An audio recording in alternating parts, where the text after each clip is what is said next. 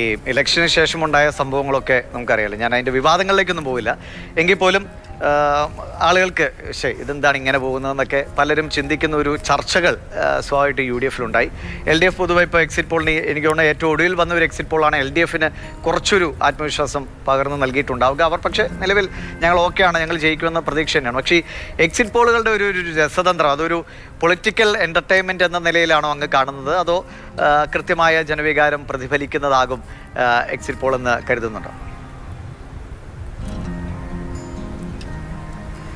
Exit poll ഒരു ചെറിയ ബേസായിട്ട് നമുക്ക് എടുക്കാൻ പറ്റും. അതൊരു ടോട്ടൽ ഇലക്ട്രേറ്റിൻ്റെ ടോട്ടൽ മൈൻഡ് സെറ്റ് അതേപോലെ വരണം എന്നില്ല. പക്ഷേ അത് ഒരു ആപേക്ഷികമായിട്ടുള്ള ഒരു ഘടകമായി വർത്തിക്കും. എല്ലാ തെരഞ്ഞെടുപ്പിലും അങ്ങനെ തന്നെയാണ്. പക്ഷെ അത് ടോട്ടലി എക്സിറ്റ് പോളിൻ്റെ വിധിക്ക് തീർത്തും ഘടകവിരുദ്ധമായിട്ടുള്ള സമീപനങ്ങളും ഉണ്ടായിട്ടുണ്ട്. പക്ഷേ കേരളത്തെ സംബന്ധിച്ച് കഴിഞ്ഞ എക്സിറ്റ് പോള് പറഞ്ഞിട്ടുള്ള സമാനമായിട്ടുള്ള ഒരു പോസ്റ്റ് പോൾ സർവേ പറഞ്ഞിട്ടുള്ള സമാനമായ ജനവിധിയായിരുന്നു. ഏകദേശം എറൗണ്ട് അതേപോലെ തന്നെയായിരുന്നു നമ്മളെ കൗണ്ടിങ് സമയത്തുണ്ടായിട്ടുള്ള റിസൾട്ട്. അതുകൊണ്ട് കേരളത്തെ സംബന്ധിച്ച് വലിയ ടോട്ടൽ ഡിഫറൻ്റ് ആയിട്ടുള്ള അപ്രോച്ച് ഉണ്ടാവാറില്ല. പക്ഷേ ചെറിയ ഡിഫറൻസുകൾ ഉണ്ടാവാറുണ്ട്.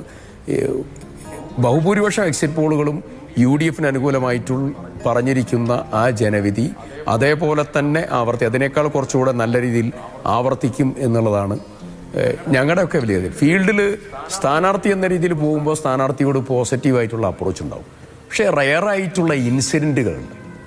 ആ ഇൻസിഡൻറ്റുകൾ വളരെ ഗൗരവതരമാണ്. അതിൽ ഞാൻ രാഷ്ട്രീയം ആ തരത്തിൽ പോവല്ല.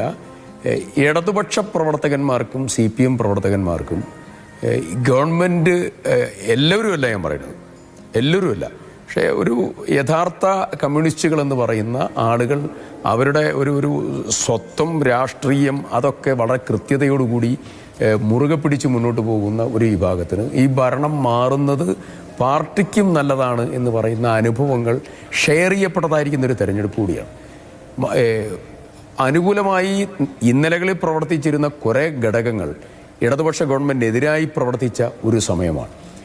അതുകൊണ്ട് തന്നെ ഒന്ന് UDF മുന്നോട്ട് വെച്ചതായ ഞങ്ങളുടെ ഗ്യാരണ്ടികൾ, ഞങ്ങളുടെ വികസന കാഴ്ചപ്പാടുകൾ, ഇടതുപക്ഷ ഗവൺമെൻറ്റിനെതിരായിട്ടുള്ള സമീപനങ്ങൾ, അതുപോലെ പാർട്ടിയുമായി ബന്ധപ്പെട്ടുകൊണ്ടുണ്ടായിട്ടുള്ള ഒരു വലിയ ഇറോഷനും വലിയ സമീപനത്തിലെ വ്യതിയാനങ്ങളും ഇതൊക്കെയായി ഉണ്ടായിട്ടുള്ള ധ്രുവീകരണം, ഒരു പോസിറ്റീവായിട്ടുള്ള അന്തരീക്ഷം കേരളത്തിൽ നല്ല പോലെ രൂപപ്പെട്ടിട്ടുണ്ട്.